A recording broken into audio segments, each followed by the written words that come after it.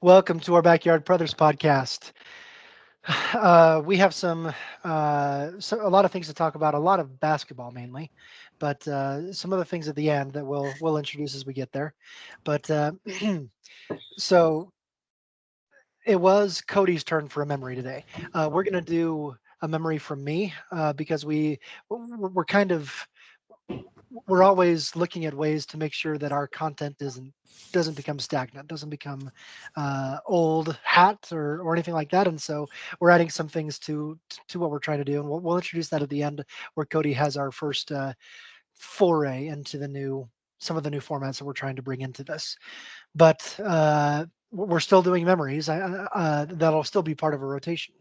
The memory that I've chosen. So there's ways to be delicate about this. There's ways to not be graphic, but I'm gonna skip through that. So, sorry for anyone who has delicate ears. 2008 NBA Finals between the Boston Celtics and Los Angeles Lakers, which in itself is, a revisit to old rivalries from the 60s and 70s and 80s. Uh, this was the LA Lakers that had Kobe Bryant at the time. Shaq had moved on already. It was Kobe Bryant and Pau Gasol. Those were the two playing for the Los Angeles Lakers. The Celtics had their power team of Paul Pierce, Kevin Garnett, Ray Allen, Rajon Rondo, and they were the favored team. Game one, NBA Finals in Boston.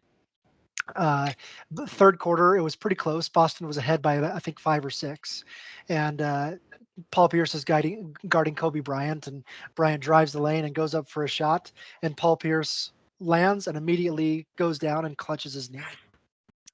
Uh, and it's pretty eerie when all of a sudden the entire stadium goes silent. To see Paul Pierce go down. He's their best player, for anyone who doesn't know. Even though you have those other four guys, Paul Pierce is number one, the best player on that team. And so he's writhing around down there, and then the guys carry him off to a wheelchair and take him back to the locker room. And everyone in the stadium and everyone watching at home is thinking, you know, that's it. We just lost our best player, and Kobe Bryant is going to eat us alive for the next 3 games. Uh, 3 minutes later, Paul Pierce comes out of the locker room jogging toward the court, and he enters the game and he proceeds to knock down two straight 3 pointers, goes on a run, and the Celtics win that game. They eventually win the series as well, I think in what, 5, 6, something like that. I don't think it went 7 that series. I think it was 5. Yeah. Okay. Uh, so everyone kind of wonders, man, it looked like you destroyed your knee. You don't have a knee left. But 3 minutes later, you come running back out of the locker room like it's no big deal. So everyone kept asking him questions, and he would demur and he would say, I just felt better. It wasn't as bad as it looked, and all those sorts of things. After Paul Pierce retired, this was probably 3 years ago, I think. Uh, they asked him over the air, says, there's been a lot of rumors going around that you had to use the bathroom. Is that accurate? And he finally admitted that he had faked the knee injury completely because he shat his pants. So, uh, um, and it, you know, and then he gets carried to the locker room. Uh, Presumably because he's sitting in the wheelchair, so nothing would spill out. Uh, and so goes to the locker room and changes his shorts and does the rest of his business in there, and comes out, and he's 2 pounds lighter, and he feels good. I mean, we've all had those times where you have a good session on the bathroom. You feel good after coming out of the bathroom, and apparently that's what Paul Pierce had. There's a lot of other jokes I could make. I mean, uh, the Mamba mentality is one thing, but literally, uh, Kobe Bryant was intimidating so much that he scared the shit out of him, literally. So, uh, I mean, lot of other jokes that I could throw in there, and another one that I think of is I, Paul Pierce got a standing ovation when he came back out of the locker room. He says, "Yay, Paul Pierce is back!" And I'm thinking, I want a standing ovation next time I get out of the bathroom. I've Uh, had a lot of dreams like that. I don't know if it's because I'm a narcissist or what, but I just come out of the bathroom and everybody's so excited. So anyway, that's what I wanted to talk about, and just get it over to you guys to talk about the poop gate. So, do you think when the trainer comes over and you see him whisper, the first thing you say is Paul Pierce? If I'm Paul Pierce, is don't laugh. My knee's not hurt. I just shit myself. Please get 4 heavy men to carry me to a restroom. How do you bring yourself as a grown adult to ask 4 other people to carry you because you've pooped?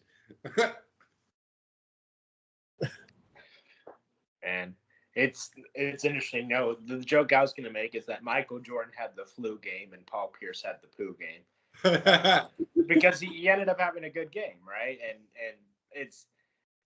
whatever was going on, stomach issues, feeling sick. Obviously, this is the NBA Finals. It doesn't matter what's happening. You're going to play, right? And I don't know. None of us, if we were having explosive diarrhea or whatever it was, I don't think we're going to go play a pickup game on a Saturday morning or whatever. But if it's the NBA Finals, you're going to play, and that's the risk you're going to take. But it's in the position you'd think, like, how can I handle this that isn't draw so much attention to me, where there's not 20,000 people watching me, And so I find it interesting that the way he went to the locker room was so dramatic and caused so much attention, where, maybe you or I would say, hey, coach, give me a timeout and I got to run. And then just run and then come back and say, yeah, I had to go to the bathroom. I'm not feeling good. But maybe he was worried that it was a little more liquid than solid.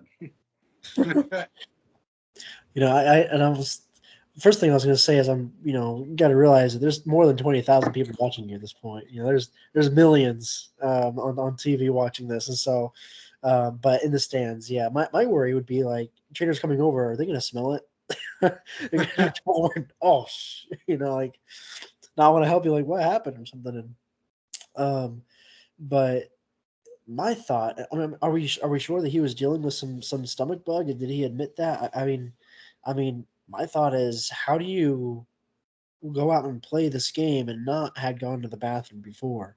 I feel like that's just anyone who's going to play, whether you're playing pickup games, you're going to go hit the bathroom before. If you feel it, you're going to go hit the bathroom before you go play. So I got to know. I mean, it makes sense. It has to be some kind of stomach bug going on, because otherwise, I can't believe Paul Pierce wouldn't say, "Oh shoot, I better make sure I go take a dump now, so I don't take a dump on the court." And he basically almost did take a dump on the court. So it's a risk he took, but I mean, like you said, Dustin, this is the finals or playoffs, so. Yep. I mean, you see guys in other sports who are really sick, like still playing and vomiting over on the sidelines, and in NFL, you see that sometimes, and you see some guys literally run to the locker room, and then I think I remember Antonio Brown once running to the locker room and then coming out, and he told the media the same thing. He said, "I had to pee." I mean, we're humans, right? It's a 3-hour game, and maybe you didn't go to the bathroom at halftime, and because you didn't think you had to go. And I mean, it's a little bit different in Paul Pierce's case, because I think he was dealing with some kind of intestinal bug. But so I don't know. Hold on, But still, before we go praising this guy because he had to poop himself, who was it that cut off a piece of his finger to continue playing a game in the NFL? What? I'm trying to remember that one. So he broke, I think it was this one. He broke this finger or his pinky, and they cut off a piece of his finger so that way it wasn't all bent off sideways. That was Ronnie Lott. Ronnie Lott. Yeah. See, From I'm not the crazy. 49ers. I knew, Yeah. and I knew it was a tough dude too. Ronnie Lott was one of the best hitters to ever put on a 49ers jersey, correct? Strong safety, if memory serves. One of the greatest players in the history of the league, and 49ers, and rather than go to the hospital, he cut off his little finger, the tip of his little finger, so he wouldn't have to. It's a different era, different time of built different. People are built different. I also want to point out Forrest Griffin. He got kicked in the forearm right here. His arm was broken in two, and he finished the fight. Yeah. Kobe Bryant made 2 free throws with a ruptured Achilles. Yeah, that's there you something go. too. That's a fair comparison. Yeah, and then walked off the court. He refused a wheelchair, and Paul Pierce asked for a wheelchair because he pooped himself.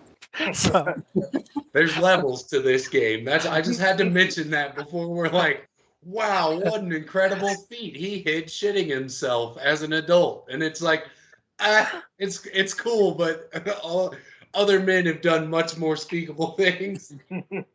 yeah, okay, that was fun. Let's talk about some current NBA playoffs.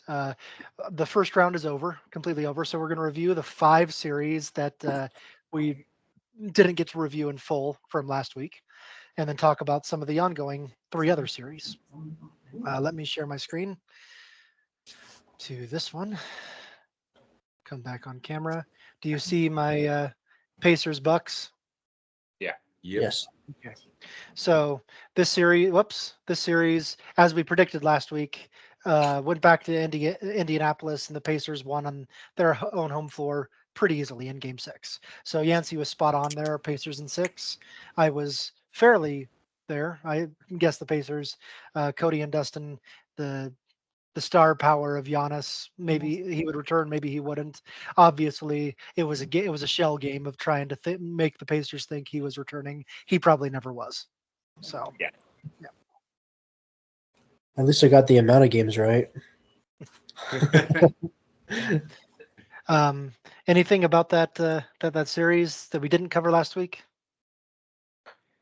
The thing that I'd call out, and I think I have mentioned this before, is just, when the Pacers offense is going the way that it's supposed to, they are really dangerous. I mean, 120, 125 points a game, easy.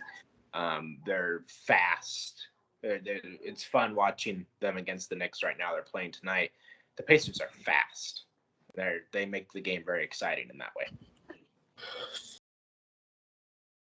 I think really my only thought on that would be, and it goes off the same kind of idea about you, Dustin, pointing out the 120, 125 points a game. The focus needs to be on the defense. You said they're playing the Knicks next? Yeah, So they're playing them right. Game 2's on right now. Okay.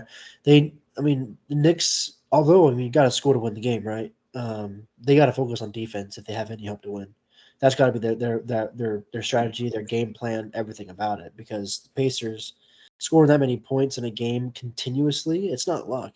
This is obvious skill. They're doing game in and game out, and so the focus on the opposing team needs to be defense, nothing else. You got to score points to win, but you got to make sure your other team doesn't win or score points. Yep. And we'll talk about that series here in a second, the ongoing one. Okay. We already talked about this series, so we can move on past this one. Magic and Cavs. This was the only first round series to go 7 games. And every team won on their own home floor the whole time. So Cavs won all 4 games on their own home court and lost all 3 games in Orlando. We'll talk about that in a little bit, but they were almost, the Cavaliers were almost a completely different team at home than they were on the road. And that doesn't bode well when now they don't have home court advantage against Boston. We'll talk about that, what happened last night in Boston. But so it's weird how the Cavs were a completely different team, especially on defense when they were at home versus when they were on the road. Anything you guys want to say here? Yeah, that's I think the same comment that I would make is that, they were such a great defensive team 4 out of 7 times, and having 4 times there in Cleveland. And really for Game 5 and Game 7, go ahead and replace those logos with just Donovan Mitchell's face, because that's what it was. Yeah. Yeah, he was special. I think moving forward, consistency is going to be an issue with the Cavaliers, especially considering who they have in front of them, being Boston. I think that if they're not consistent, more so than they were in that series, it's going to be rough. Agreed. Okay, Dustin, you were the only one here that picked against the Cavs, but that's 0 for 2 today. Yeah. That's what we're talking about. So, okay, Mavericks and Clippers. Here's 0 for 3. We all picked the Clippers to win this series, and a lot of things happened. one of them can be called Luka Doncic, and the other one can be called James Harden reverting back to bad James Harden. Uh, and so um, the Clippers won the first game, and the Mavericks won 4 to the next 5 to to take the series away from LA. And you send home a team that has uh, 2 former MVPs and 2 guys that could very well have won one earlier in their career. You have 4 guys who are the pinnacle of playing in the NBA, all on the same team in LA, and they go out in the first round.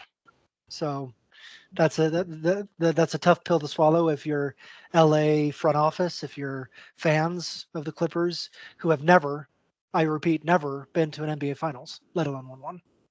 And I think I'm not sure they've ever even been to a Western Conference Finals, honestly. So I don't think so. Yeah, it was interesting, and I did mention this, last week or the week before, but what the Mavericks did so well was not using Luka and Kyrie, but they used that lob to Gafford and Lively and some of the others. They had so many just layups and dunks at the rim from their bigs because they got so much attention defensively on their star power, and it was just the easy, obvious strategy win. I mean, this is Jason Kidd that we're talking about, right? Who's one of the greatest point guards of all time, and he developed the perfect strategy to take down the Clippers, and they couldn't figure this out. They couldn't figure out how to stop him. In fact, Ty Lue even said, "Oh, our strategy is to stop Luka and Kyrie." And Jason Kidd says, "Okay, have fun." Like, and that's what they did. And so it's incredible coaching by Kidd that just took down this team. And the Clippers, they have that great star talent, but they are the oldest team in the league because all of these players are gonna be retiring probably within the next 5 years. yeah. One thing that I'd like to point out that maybe is lost under the radar is that the last month of the season, I think, the Mavericks had the best defense in the NBA, rating wise. No one thinks about Dallas having the defense that everyone thinks about the offensive power of Luka and Kyrie. But the last month of the season, they were the best rated defense in the NBA. And you see 3 of the games they held the Clippers to under 90 to 93 points or below or under. Uh, and so you can talk about all 3 of those things: the star power of Dallas, the strategy, as well as the defense that team is playing. It didn't really work last night against Oklahoma City, but we'll talk about that going forward. Anything from anybody else? Okay. We already talked about this series, so we can skip on through that. This one, though, Sixers and Knicks. Cody got this on the button. The Knicks went to Philly and won in a very close matchup in Game 6. Most of these games were very close. In fact, there was only one game that was a double-digit win, and it was actually by Philly. Everything else was in single digits. And so this was closer than most people think, even if it is a 6-game series. This was a really close one between these 2 really good teams. Philly, once again, heads home. Joel Embiid still hasn't been to an NBA Finals. I don't think he's been to an Eastern Conference Finals either. And so he and Philly have some questions to answer while New York moves on. Yeah, this was definitely one of the more exciting series. And you can replace all of these Knicks logos with Jalen Brunson. The man was absolutely wild, and Sixers could not stop him. They couldn't figure out how to stop him. They said, okay, he's going to score at least 40. Can we try to get him to have less than 50? And that was kind of the game plan, it seemed like, is to see if he could score less than 50. And it's just Jalen Brunson just absolutely carried the Knicks through this series. I think Jalen Brunson became, I'm sure I'm going to get the number wrong. I think either the 3rd or 4th player ever in NBA history to have 4 straight 40-point games in the playoffs. And so, I mean, the list I think is 3 names long. So if I'm remembering right, Jalen Brunson, Wilt Chamberlain, Michael Jordan. That's it. Those So- are Nice names. company to be mentioned to be mentioned in, you know. Yeah.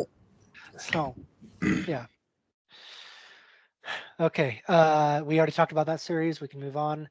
Heat and Celtics. We were watching this last week and we realized it was over well before it was over. Uh, someone do some quick math. I think that's 34 points in game 5 there. 34-point win. Yeah, yikes. And the Heat did exactly the opposite they did in game 2. I think they went like 3 of almost 30 from the 3-point line in game 5. They were just not making that 3-pointer. And this we figured this was over. In fact, it's pretty amazing the Heat won a game at all in this series, but they did.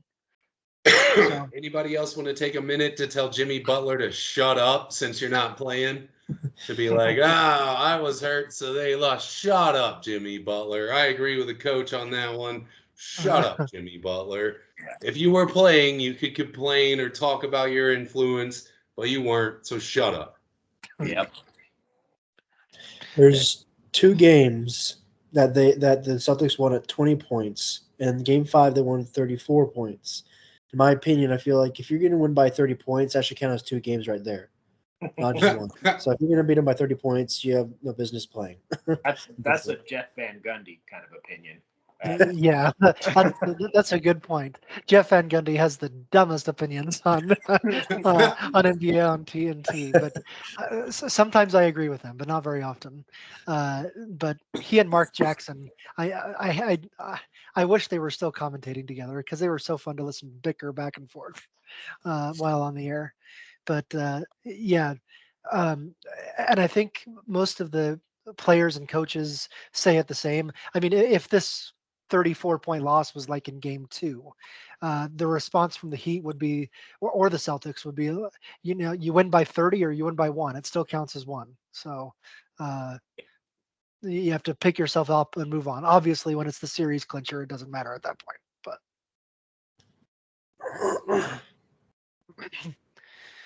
okay. Oh, that's the end of that. So we're into round 2 now. Okay. We're about. Yancy, are you hungry? Because you and I have to eat some crow here in a second. So Yeah. uh, Go ahead. um, I think I got a napkin around here somewhere. So the Timberwolves have not lost a game these playoffs so far. They're 6-0. They swept the Suns, and so far they're 2-0 against the Nuggets. Game 1 was really close. It went possession by possession, and then the Timberwolves really pulled it out with about 3 minutes to go. They went on a big run and won the game. Game 2 was never close, never. I think the Nuggets had a lead, and I think it was 2-0. But other than that, the Timberwolves just destroyed them the whole time. And what's so demoralizing for the Nuggets is that Rudy Gobert wasn't even playing. Their defensive star, the defensive player of the year, so the best defensive player in the entire NBA, not playing, and without him, the Timberwolves still held the Nuggets to their lowest point total of the entire season in this playoff game. Partly because Jamal Murray is being hounded like never before. He was very upset last night, but he was held to 3 of 18 from the floor, I think, in this last game. He was so over it. He was so upset about his performance and about the Nuggets losing both games at home. And now the Nuggets have to go to Minnesota and try to get one, try to bring it back to Denver. Hopefully they can do it. They're thinking, hopefully we can bring it back to Denver tied up 2-2, but that's a huge challenge, obviously. But they're hoping to steal one at least and go from there. But yeah, that was, I saw something and I agreed with it on social that the game that Minnesota just played in game 2 was the best defensive game I've seen in a long, long time.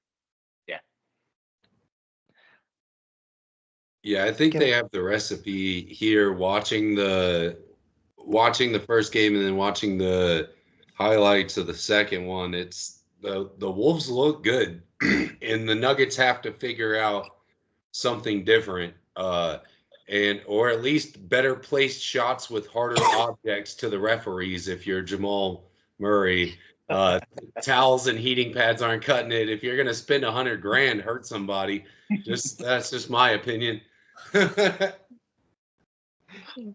Yeah, I feel like I've got to toot my horn here, in that I predicted how the Timberwolves would play defense, and they're doing it, which is they're not putting Gobert on Jokic very much. They're letting him kind of float around and having Cat or Reed play Jokic, and they're playing him fantastic. And then having those big long defenders of Alexander Walker and McDaniels guard Murray. These guys are 6'8", 6'9", in that area. They got 5 inches on Murray, and they're long, and they're just in his face, and like basically he has to run 70 feet of the court with somebody attached to his hip, and obviously it makes him mad, and then he just can't get any space to score. And so they're playing perfect defense on the Nuggets and just making it so that they can't run their offense at all. And you can see that when you only score 80 points in a game, when you're only scoring 110 or something, that's just perfect defense.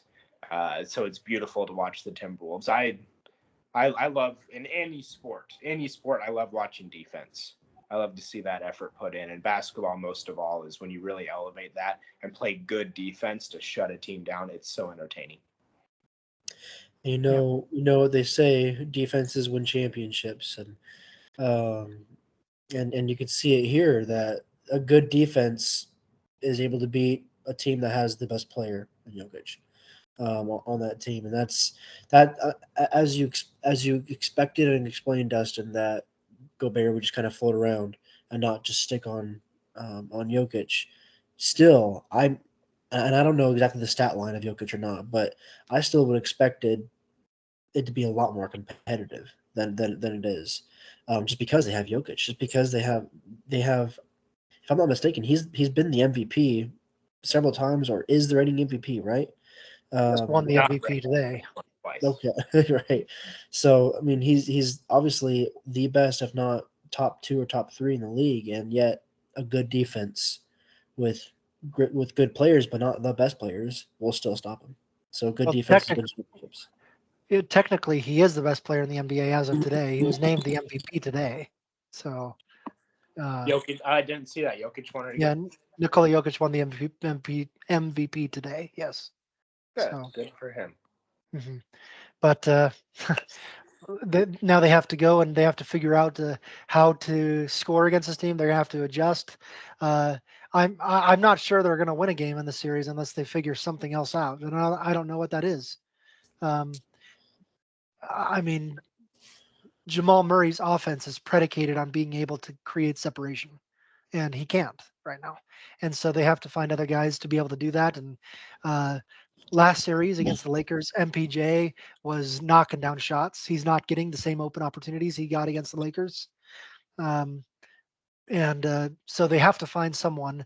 The only guy in game 2 that really showed up other than Jokic was Aaron Gordon, but that wasn't quite enough in game 2. And so we'll see what they do in Minnesota. We have to mention Ant-Man walking the dog without a yo-yo. Did you see him put that dude on all fours? Woo-wee! I wiped my brow. I started sweating. My heart started beating. I was like, oh no, I like the Nuggets. Don't do that. He just bullied that man in front of all these people. Jeez. Then he let him know about it too. Man, put him on his knees like a cheap prom date. I'm sorry. That was just rude. It was hard to watch. That's the last one. I'm sorry. Yeah, this whole Timberwolves team is fun to watch defensively, but offensively, watching, man. Cody's fighting his phone. I'm good now. I'm broken. Okay. Pacers and Knicks, the other 2 seed. We're playing 6. So 2 versus 6 here because of the upset. This is a very interesting series because you have the second fastest pace in the NBA in the Pacers and the slowest pace in the NBA in the Knicks, and a number 2 offensive rating against number 2 defensive rating. So this is styles everywhere. really good Pacers offense against a really good Knicks defense. And not to mention, you have a pretty good offense there in New York, too, with Jalen Brunson scoring 44 a game at this point. In the playoffs, you can see Jalen Brunson averaging 36 per game, along with 9 assists. Josh Hart is just, you see his numbers and you think that's like a 7-footer who's 17 points and 12 rebounds. The guy's 6'5", and he's just getting rebounds out there like no other. So yeah, and so far the Knicks won the first game, a very close game in game one, 121-117. They're playing right now, I believe. What's the score right now? Yeah. It's halftime and Pacers are up by 10. Pacers have already scored like 75 points. It's like 75, 65, something like that. I don't see the score right now, but yeah, Pacers are on track to get like 140 points. They're going to blow it out. And Cody, there's a theme developing here. You're the only one picking the Knicks for the second straight series that the Knicks are involved in. The rest of us are picking an Indiana upset. So that's pretty fun. We'll see if it sticks around this time. I really just have some trust and hope, I guess, in the Knicks to pull it off. But I guess we'll see. Game 3, I think, is kind of when we'll see what's likely going to happen, because as we're saying, Game 2 looks like it might be a Pacer win. But Game 3, if that's Pacers again at that point, we might see it's kind of going to go that way. But if it's Knicks at that point, I mean, Knicks in 7 to me seems very, very likely still. Yeah, I agree. Yeah, it's going to be interesting in this series to see if the Knicks can still play at their slow pace while the Pacers try to run the court. And I think they're able to do that somewhat game 1, even though it was high scoring. But in this one, the Pacers are really running them up and down. And that's what's doing it. Yeah. Okay, Mavericks and Thunder, the 1-5 in the West. So, again, the Thunder are young, but and OKC won the series 3-1. And Luke is averaging 30 points, 9 rebounds, 10 assists, almost a triple double. Kyrie Irving is playing his best basketball in several postseasons right now for Dallas. But the Thunder just do it. I keep thinking of the commercial, the national commercial with Shay and Chet that's out where they start singing that what a girl wants, but it's what a pro wants.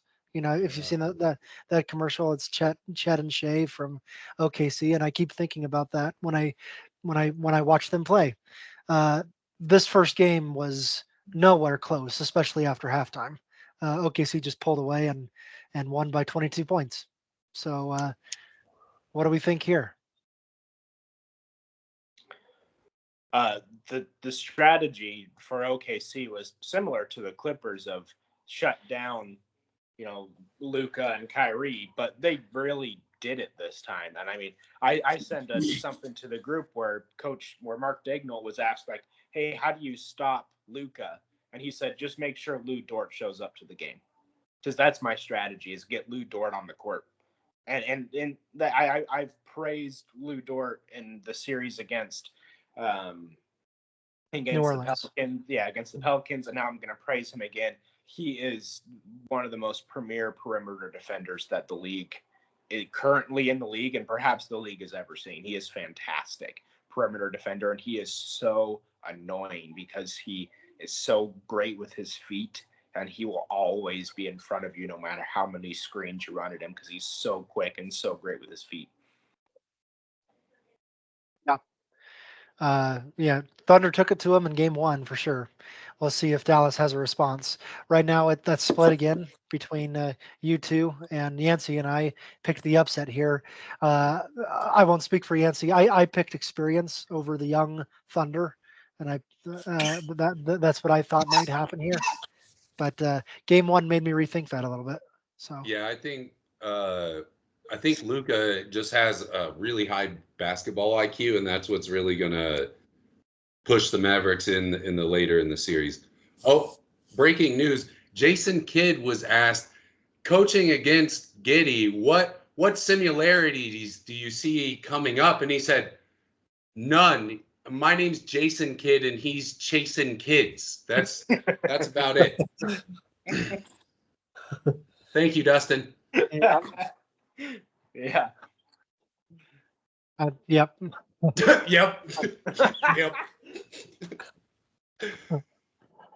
Okay. Cavs and Celtics. On to the next. 1-4 series out of the East. Boston won the series 2-1. Both teams won on their home floor. So Celtics had 2 games at home and they won them both. Cavaliers had a game at home. They won that one. I point that out because once again, Cleveland won all 4 games at home against Orlando. Obviously, if this goes 7, and I'm pretty dang sure it's not going to go 7, but if it goes 7, the Celtics get 4 of the 7 at home. Can the Cavaliers win any game in Boston? After game 1, doesn't look like it. 15-point win, or wait, 25-point win. I'm sorry, 25-point win by Boston at home. And so my thought in picking 5 here was Boston's going to win all of its home games and one of the ones in Cleveland too.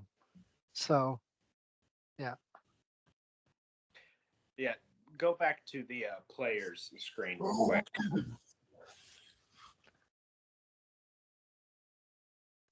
Yeah, so looking at the Celtics, if you were to guess who the absolute best player on the court is, this, really these whole playoffs, you would not guess that it's Derek White, but This it guy is. right here. Yeah. Yeah, Derek White has been the best player on the Celtics team this playoffs, and in this most recent game, he showed that, not just in the points, but in everything that he does. But I forget his stat line from the previous game, but it was extremely impressive. Well, let me say this, that this 15.2, he's more than doubling that in the playoffs right now. He's averaging about 32 points a game in the playoffs. And he's shooting better than this from 3. He's about almost 50% from 3 in these playoffs. This guy is killing it, and no one can stop him. And like, you have Derek White here and 3 All-Stars.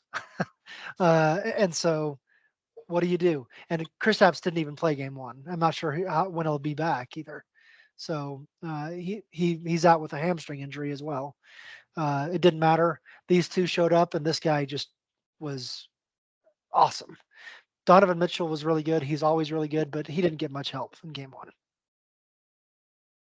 Yeah, Jarrett Allen is out with injury too, and I don't know. Oh, is he? Okay. I don't know when he's going to return. Yeah, I didn't see that one. Okay. Yeah. Any other comments about this series? I think just being the lone one saying 6 games instead of 5. I think maybe I'm not sure exactly what the reason is, but I'm gonna say it's Donovan Mitchell. He's clearly one of the best players in the league. He's the best player on the Cavaliers without question. I think that I don't know how, but I think somehow, some way he'll be able to help bring in a second win. But there's no way they're getting 3 wins. Yeah, Cody, normally I would want to agree with you, but Donovan Mitchell is completely exhausted. I mean, he carried that in the Cavs, the 7-game series, and watching him in game 1, he was totally gassed by halftime. I mean, the mental and physical exhaustion that he was showing, he was just hands on his hips and just kind of lumbering up and down the court because everything's on him, and he's just gassed. He's just exhausted, and it's game 1. It's gonna fall apart. I was playing back and forth with saying I'm honestly not sure Cleveland's going to win a game in the series either. Yeah. So I gave them 1 because they're much better at home than they are on the road. But even that, I think they'll be fortunate to win to make this go 5 games. So Yeah, in order for that, I think Donovan Mitchell's got to show up at a shady medical clinic and be like, "Y'all got any of them special juice?" it's the special, what's it called from Space Jam? What is it? Michael's. What did they call it? Something, I don't know, energy juice or something. I don't remember. So yeah, I think it was Michael's secret stuff. Michael's secret stuff. That sounds right. Yeah. Okay. Okay. I think that's the end of this. So let's stop sharing. Okay. Anything else about the NBA playoffs that we want to talk about? offline, and I want to bring this back online. But offline, we talked about the Rudy Gobert missing game two. And obviously, he was just named Defensive Player of the Year for the fourth time in his career. He joins two other players as the only three players ever to win that award four times. The other two are Hall of Famers. So Ben Wallace and who's the other one? Dikembe. Dikembe Mutombo. Yeah. Uh, and so we talked about so he missed game two because he was with his wife and his newborn child. His child was born on Sunday night, and so this game was played Monday. He stayed at home in Minnesota to be with his family, and the Wolves won without him. But they said that they used his influence, they used his heart to take that game. Afterwards, former All-Star Gilbert Arenas on on a show says something that riled up the whole nation. It seemed like, but us as well. And he said that he didn't like the way that Rudy missed that game. That he thought this is the NBA playoffs, man. It's a baby. It'll be there when you get home. Uh, and all four of us were not happy with those comments, and we're not alone. Most of the world were pretty unhappy with those comments, which I was happy to see that that most of the world is a little bit more progressive than Gilbert Arenas, at least in understanding that this is a sport. It's your job, sure, but almost every other job has some kind of paternity leave, uh, and uh, so we talked about that, and I mentioned two things, and I said that I did not like the way that uh, I don't even know if it's a son or a daughter, and so I don't know if Rudy has released that or not, and it's not. He doesn't have to. That's his family, but I still didn't like the way that Gilbert is said that it's a baby. You know, it'll be there when you get home. Like saying that winning a game is more important than this guy's family, and that should never be the case. And so, and the other thing that I brought into, and then I'll give it over to you guys to give a talk, but um, it triggered a nerve for me in particular because you don't know what Rudy's situation is. Maybe his wife had a difficult pregnancy. Maybe she had a difficult labor.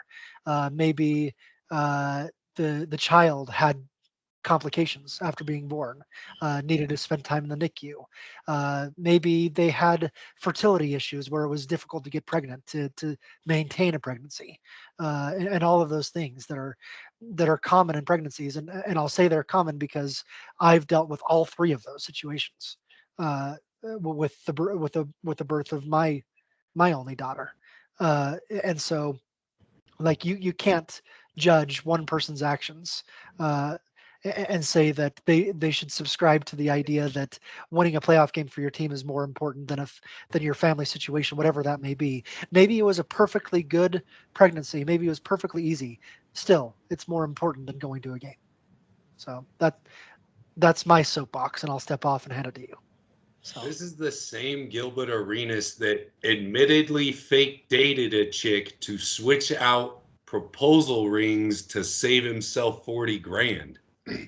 So I'm not sure being, having a strong moral compass is something he concerns himself with a great deal. And personally, like as a fan of sports, look, there's a lot of let's call them scumbag people that get great at things. Mike Tyson's a convicted rapist. Like that, you can be a great at something and be a terrible person.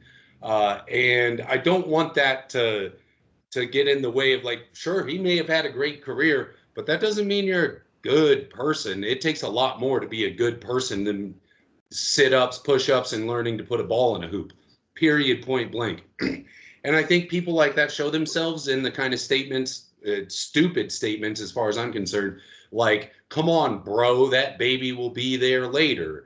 Like, okay, all right, bro, go ahead and feel that way, but I'm just not going to talk to you about parenting tips. I just kind of write you off at that point. Like, that guy's a moron, which is a sneaky idiot. Like you don't realize he's an idiot until he accidentally reveals it. And that I think that's all it is he doesn't know how to be a good person. And so he's going to give his opinion where it doesn't count. Like, hey, bro, miss your baby's birth to go to a basketball game. You just show me you're an idiot. Now I know I'll listen to you about offensive strategy when it comes to a basketball game, but not when it comes to where I should be when my kid's born. That's my only stance on it. I couldn't believe it. You know, when I had heard that he actually said this, I was talking to it with my wife, and she had said the same thing. Like, are you sure that wasn't a joke? Like, what? And I was like, he said it on the air. Like, this is, I mean, I'm surprised that someone can be so immature, so blatantly apparently just oblivious to what is important to a human being, which is family, you know, children. That's what life is about. That's why you work. That's why you go to work, is to provide for your family. It doesn't matter if you're working at McDonald's, you're trying to provide for your family, or if you're famous and you're working as an NBA All-Star. It doesn't matter.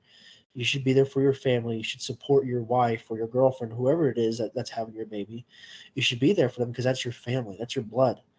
And that, yeah, it pissed me off that he would say something like that. Like, are you really that? I'll use immature again as a nice way to say it. Are you really that immature? That idiotic to think that he would choose to be play a game over, you know, being a present father. And if he truly thinks that, he has no place, in my opinion, doing what he's doing. I don't care how good he was. He has no place in being a analytic or analyst. I don't know what he's doing, but he has no place doing it. Yeah, at the risk of repeating everything that everybody's already said, I'll just sum up and say that I'm happy that, you know, the entire Timberwolves organization, the entire Nuggets organization, NBA was, whenever he said, "Hey, I'm gonna have a baby tomorrow," they said, "Oh, great, that's awesome, man. Great. Like, let us know that everything goes all right, and if you're able to make it for game 3, we'll be able to be there. But just let us know, you know." And they had no problems whatsoever, and it just shows the maturity of those organizations, both the Timberwolves and the Nuggets, and saying, "Yeah, hey man, we're gonna go play," and then, you know, Ant-Man shows up and makes the entire Nuggets team his child. Nice. Nice. At the risk of making it a little bit of a joke, I mean, everything you say is true, but I bet the Nuggets are saying, you know, take 2 weeks, you know? Yeah, go ahead. So, yeah. Go be with your family. I mean, seriously, that's what they said, but also a little tongue in cheek, you know. You should take 2 months paternity leave. So, yeah. Just wait till we've won the finals. You know, Yeah. come on back. So, yeah. Okay, for our last segment today, as I mentioned at the beginning, we're kind of exploring ways to talk about different things, to not let this become dry, to not let it become set in, you know, walking in mud or anything like that. And so, there's a couple of different things we're going to be doing at the beginning of each podcast recording. We'll continue rotating some memories in, but we're also going to do some biographies, talk about former players of different sports and how they've impacted the game, how they've impacted maybe our lives watching them. And other sports and other things. Also, we'll talk about plays, a certain one play in basketball or one play in football or something like that, and analyze that from a standpoint. We'll do all those types of things because we'll not necessarily rotate them on a B C D basis, but we'll talk about them all as we see fit. And so we're starting that today with our last segment, and it was Cody's turn to pick. And so, Cody, I'll turn it over to you. I don't know what more you have to say, but go ahead. Yeah. So, I really do like this idea. I think it's fun to go over and give the time a certain player has and deserves to be covered. Because the hockey finals are still going on. At least I'm pretty sure they are. I decided to go on to one of the greats and go to Wayne Gretzky. spend some time talking about him. Um, I'll just kind of introduce Wayne Gretzky, you know, as far as who he was, a lot of statistics, things like that. I mean, everyone should know who he is, but still kind of going with statistics, and then kind of give it to you guys to pitch in and what you know, what you've seen, his plays, all that stuff as well. So, Wayne Gretzky, so he played for 20 seasons, seasons in the NHL from 1979 to 1999. He's also the first hockey player who did not have to do the waiting waiver with the Hall of Fame. He was inducted the year he retired into the Hall of Fame, which is in 1999. He was nicknamed the Great One, with obviously good reason for that. He was named by pretty much all consensus everyone that he is the greatest hockey player ever. I would personally interject that he may be one of the greatest athletes of all time. He is the only player to have more total assists than any other player has total points scored, and that is absolutely mind blowing to me. He's scored more assists than any other player scored points. He's also scored over 200 points in one season 4 different times, and tallied over 100 points for 15 seasons, 13 of those being consecutive. 61 NHL records, 15 playoff records, 6 All-Star records, 9 MVP awards. To put that in perspective, Aaron Rodgers has only won 4. So 9 MVP awards, 10 most points in a season awards. I forget what it's actually called, but named after a player. As you can tell, he's a well-decorated, well-earned hockey player. Absolutely phenomenal what he does. He changed the game himself. He started to learn hockey when he was only 3 years old. He was 3 years old. He was skating on the ice at 3 years old.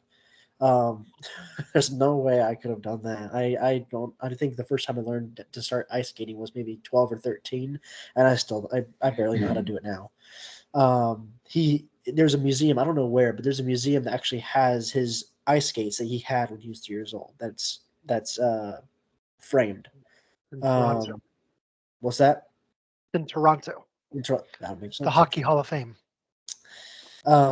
He also, and when he was 3 years old and he was skating, his family moved to it was like Edmonton or something like that, and he had a backyard where they made a homemade ice rink. So he was just skating around backyard. He was a backyard brother essentially. He was just kind of playing in the backyard. He was doing but on his own ice rink.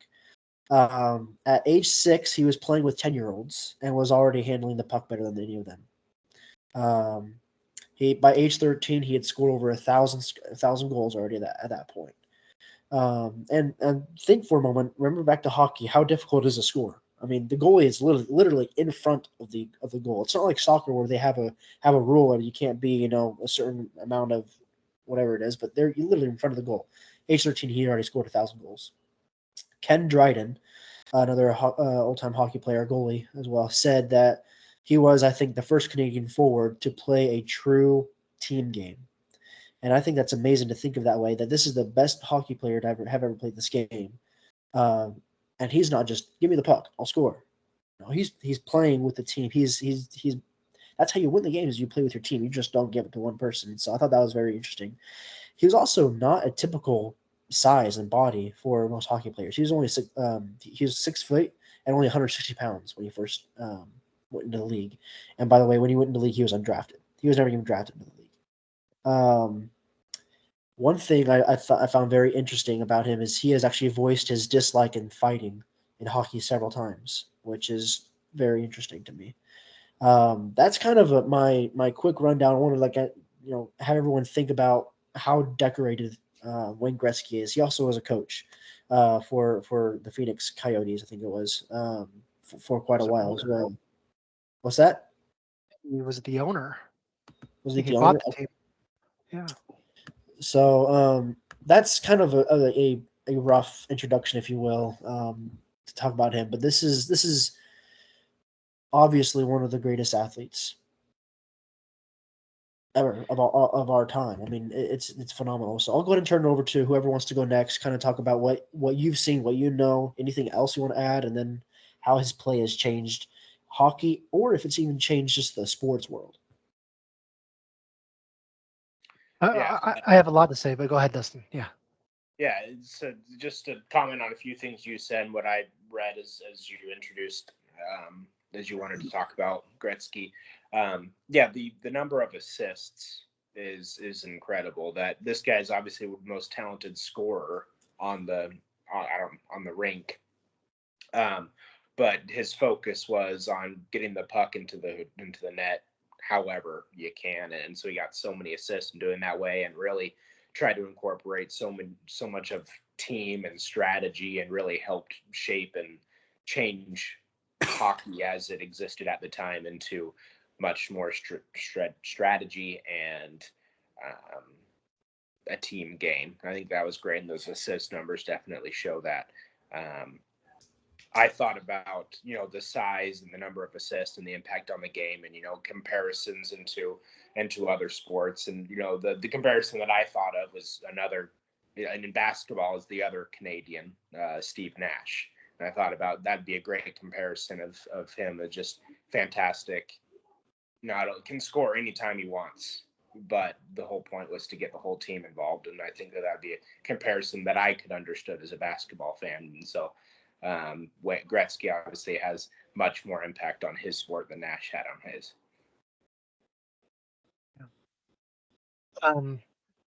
For me, wanted to highlight a couple of things that Cody mentioned. He wasn't drafted, but that was because he started in a different league. He started in the World Hockey Association, I think it's called, rather than the NHL.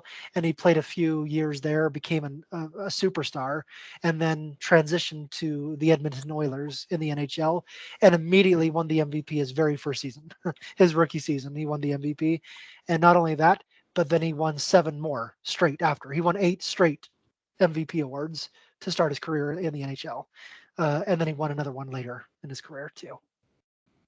That's insane. Um, and I also saw things about his size that both Cody and Dustin mentioned, but I wanted to highlight something that Dustin said too, that I thought was so interesting. I read a couple of quotes from Gretzky because I was trying to understand the way that he was seeing the game, that he explained the game. So hockey is scored differently. You get points for assists in hockey.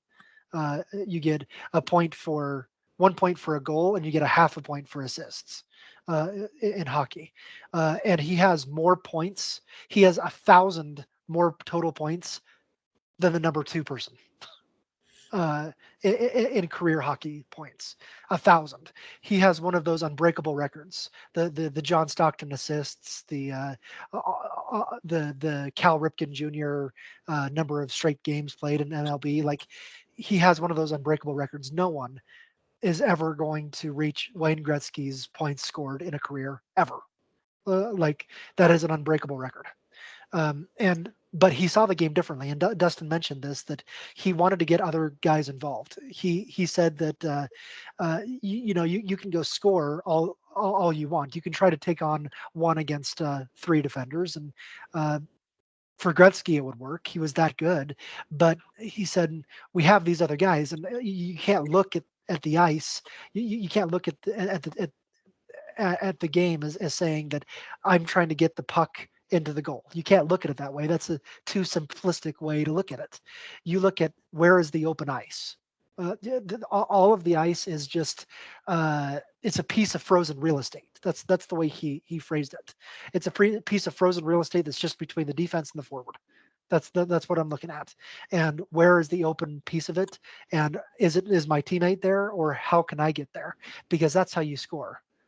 You find your teammates who are in the positions to score, or you get yourself in those positions and get your teammates to pass you the ball, pass you the puck in that case. He says, and he also said something that really resonated me with basketball in particular.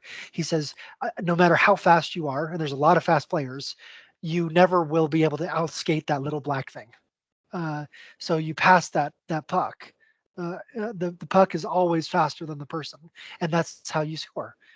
You really get into the passing mentality, and I really thought about that in basketball as well. That the ball is faster than a man. Every single time. If you pass that ball around and if you have good spacing on the floor in basketball, you can find an open shot. But you have to have the mentality that I'm here to find the best shot. It might not be my shot. It might be this guy over here. It might be this guy. Every once in a while, it's going to be me. But I have to have the mentality that I'm getting the best shot for my team, and that's how we're going to win. That's why he won so many games. That's why he won championships. That's why he won MVPs. That's why he's the greatest player in NHL, one of the greatest players of any sport of all time. And I really enjoyed learning about him and making connections to basketball in particular. Yeah, there's there's very few people that you can point at and say, like, that's a face of a sport, right? You got Jerry West, who's quite literally the logo for the NBA. Even if he wasn't, the guy you look at for the greatest, like to do the sport, like I think it would be probably, like, in my opinion, who was it that was like Hakeem Olajuwon, or who was it that like led everything? Wilt Chamberlain? Will, I'm sorry, I don't know why I confused them for a second, but Wilt Chamberlain, like being able to pick up Arnold Schwarzenegger and be good at basketball, just the best thing around at basketball. You have Tiger Woods for golf. In my opinion, you have like Jack Johnson and Rocky Marciano for boxing, like guys that existed in different eras but had that it factor. And Tom Brady, even though he's like kind of like a pudgy everyman, kind of drafted late type of dude. Also, go watch his roast. He got roasted on Netflix. Go watch that. Hilarious.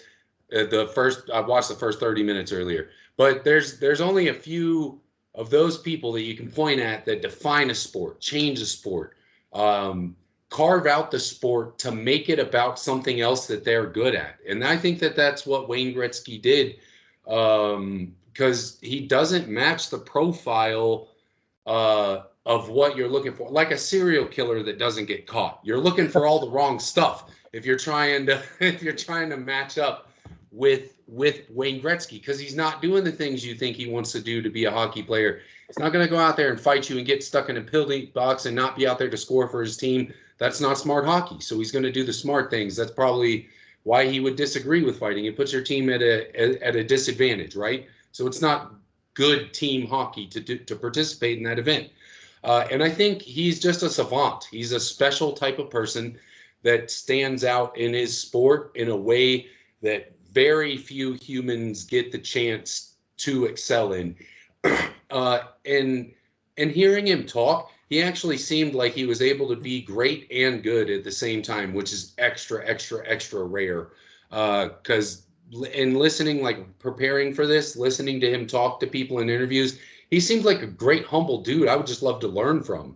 And that doesn't come in the package with a lot of athletes that I've like looked at and been like, man, I'd love to be like him. And then you find out like, oh, you don't want to be like him. Like, if you want to play tight end, do you want to be like Aaron Hernandez? Just saying. Or Gronk, even. I mean, I'm just saying. We haven't found out who he murdered yet, but when they teach him math and he can tell you the number of people, you're going to be stunned. Sorry. But that's it. Wayne Gretzky was special, an incredible pick, Cody. And thank you for the opportunity to get to cover that guy. Yeah. Special person, just all around, and one of those just all-time athletes that really defines a sport. You can't talk about hockey without talking about Gretzky. People that don't even know about hockey know about Wayne Gretzky. Like Lil Wayne mentioned him in a song. That's worlds colliding right there. So, like, I think that was just a really good pick, a way to shine a light on hockey, because I don't really watch it, but you had me watching hockey for 45 minutes today just to learn about that guy. So a good pick from Cody to kick off the segment. Yeah, great. Okay, well, that finishes today's podcast. Next week, like the last few weeks, we'll continue to cover NBA playoffs, divisional round, or not divisional round. What's it called? Semifinals. You can tell that I've been preparing for NFL stuff, but in my head, because I'm talking about divisional rounds. Anyway, semifinals. We'll continue to talk about that. We'll have some kind of segment like this, and we'll find some other things to talk about and bore the pants off my wife. So, Yeah. so Hey, quick call out. So we're talking about how the Pacers were going to win this game. Well, the Pacers scored 18 points in the third quarter, and the Knicks doubled them up. The Knicks yeah. went on a 36-18 run, and now the Knicks are up by 8 now going into the fourth quarter. The Knicks scored 36 points, 36-18 in the third quarter. I know what's going on my TV as soon as we're done with this. Yeah, this is going to be a fun fourth quarter. The Knicks defense is done. Okay. All right, boys. Well, let's go watch that game. Okay. See ya.